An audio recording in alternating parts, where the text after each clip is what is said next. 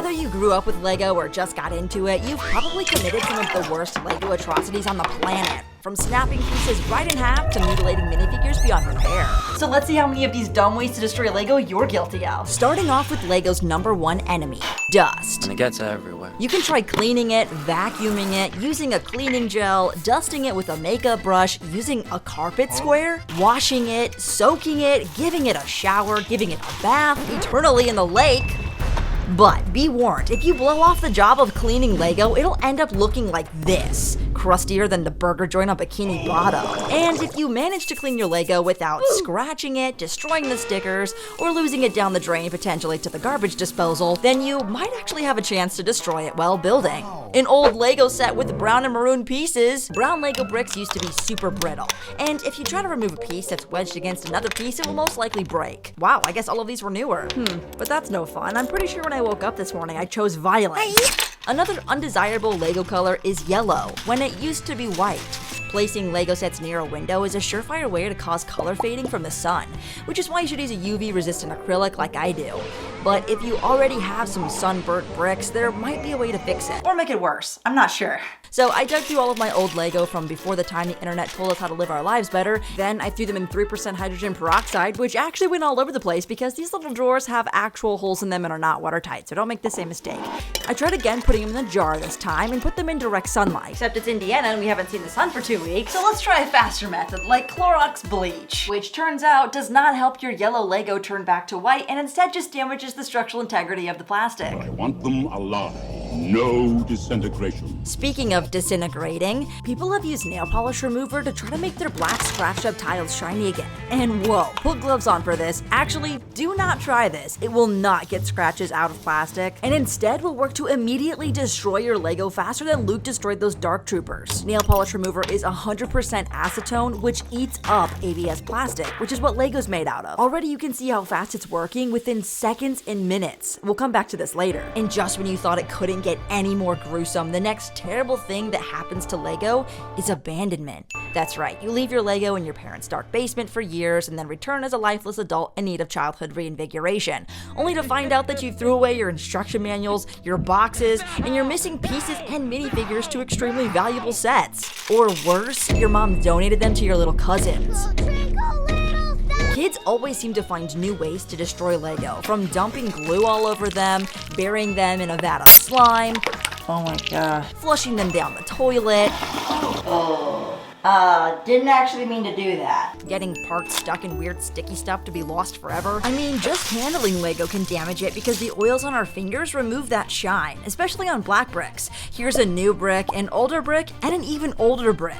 And don't even get me started on those iPad kids that like to snack while building. I mean, how is she supposed to see through a cheesy windshield? And to think that's safer than eating Lego or sticking it up your nose. Talk about snot bricks. I mean, I guess I also did some pretty dumb things to Lego as a kid, like breaking or cutting a Lego piece so that it would fit my desired need. I used to use an eraser to get rid of a face print so that I could draw on my own awful designs and really personalize my minifigure. Also, we only had unsorted Lego pieces, which took hours to dig through, and sometimes if you didn't have the right color, you could just grab some paint and fix that right up.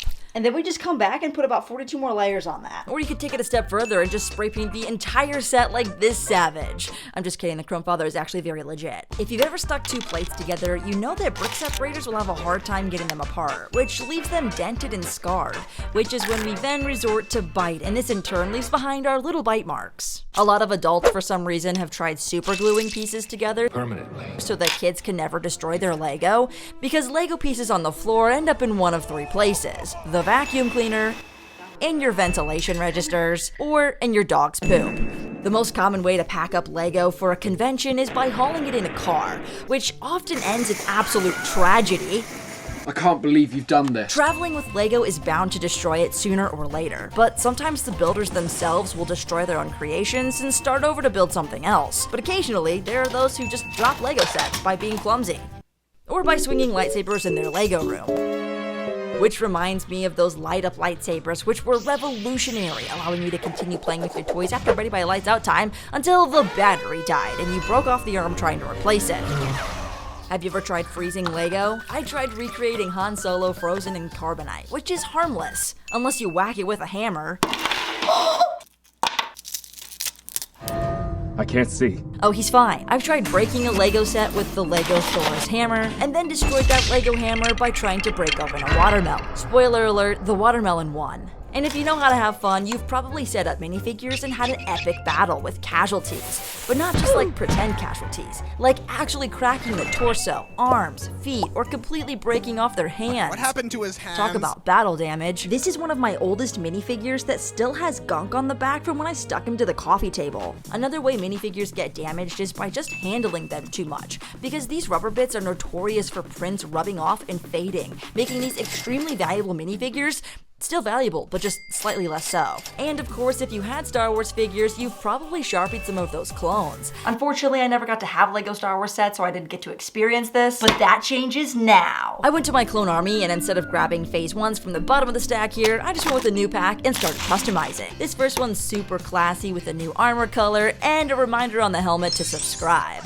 The next one goes crazy with a dual color scheme, and this one has the Danny Bob blue and yellow, so it's gotta be the 37th Legion. My life is now complete. On the inverse side of a Lego brick, there's just enough room to get some weird pieces stuck, making the bricks not snap together. Unless... If you've ever placed down a lot of tiles, you might have seen a quicker way to remove them, but if you're not careful, you'll end up with scars on your base plates. I think I just pressed too hard, but otherwise, this is a really fast way to get tiles off. If you stack up a bunch of base plates and race cars down them, you'll probably end up with a destroyed track. I suggest making a better ramp at the bottom so this doesn't happen. If you put Lego into a blender, you will not get a Lego smoothie. You'll just get a vortex of dirty water with plastic bits floating around. Ew. I asked you guys on Instagram what some dumb ways to destroy Lego were, and surprisingly, we got most of them covered. Oh my. I could never. Hello, welcome to Subway. Would you like that toasted? Shoot, I think I burned the buns. Did you hear something? And time to see what's left. What have you become? Drive over it? Surely. That's it. Step on it. Step on it. Psych! Did you like the video yet? Sit on it and fart? Nah. Hit it with a controller after losing. Lol. Multiple people said hydraulic press, but I don't have one of those. But I do have slime, and let me warn you, this was not a good idea. And there it goes. Oh my gosh. Oh, couldn't handle. Oh, the window. It's claimed the lives of the citizens. The slime went between every stud, and it was a pain to clean up. What a mess. Also, let's check back in on Glue Boy. It finally dried, and it looks like you can peel away the glue. He's okay. He's just gonna need a bath. And our final experiment, the acetone. It completely melted those two pieces into goo. Oh my god, that used to be Lego. And as soon as I diluted it with water, all the particles formed together into this Lego turd. Insane. Oh, but we aren't quite at 50 yet. Okay, Dougie, see if you can guess what set this is. Okay, alright. No reaction. Dougie's been working out too much. Let's try a bigger set. I call this one the Infinity Punch. Ladies and gentlemen, that was 50 dumb ways to destroy a Lego, so don't forget to let me know which ones you're guilty of. Also, if you haven't liked the video yet, I'm coming for your Lego next.